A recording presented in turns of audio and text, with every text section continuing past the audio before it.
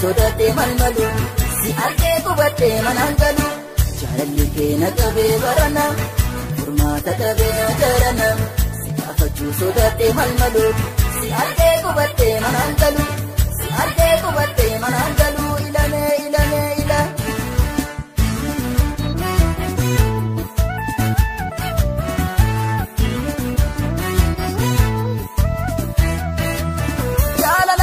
Bu'aan dadhabee otuman si eegu shantam nabee kan toleen jettuu yookaan jidduu sababa kee jechan abeenichu kan toleen jettuu yookaan jidduu sababa kee jechan abeenichu.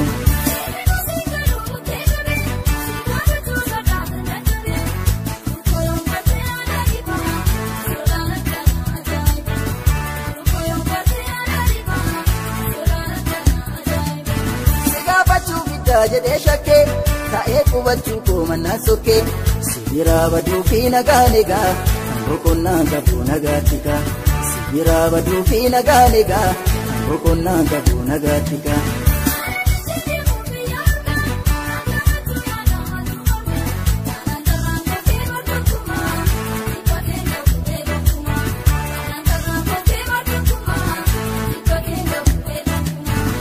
Nagaatti.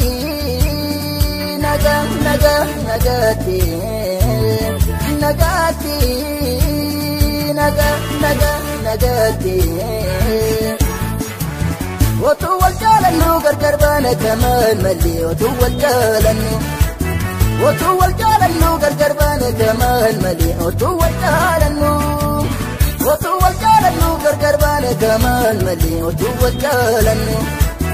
Otu wal jaalannu gargar baana kamaan malli otu wal jaalannu.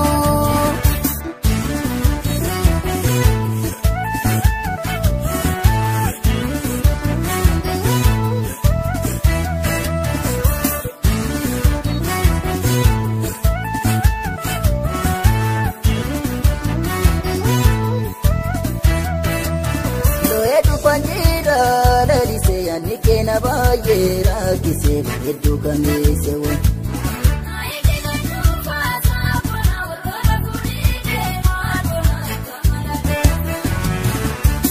Jaalalli keenya qabee barana furmaata dhabee agarana si gaafachuu sodaatee malmalu si argee qubattee manaan galu jaalalli keenya qabee barana furmaata dhabee agarana si gaafachuu sodaatee malmalu.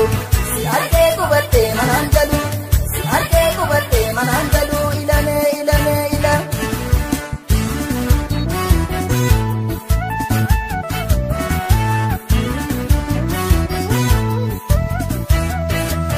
Jaalala kee bu'aan dadhabee otuman si eegu shantam nabee kan toleen jettuu yookaan jidduu sababa kee jechan abeenichu kan toleen jettuu yookaan jidduu sababa kee jechan abeenichu.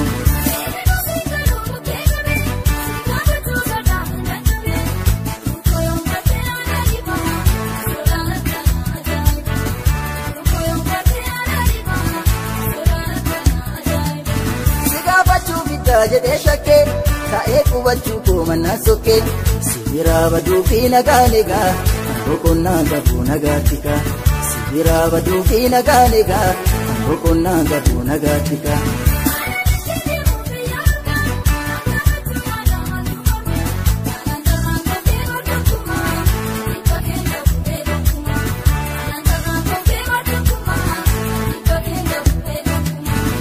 Nagaatti.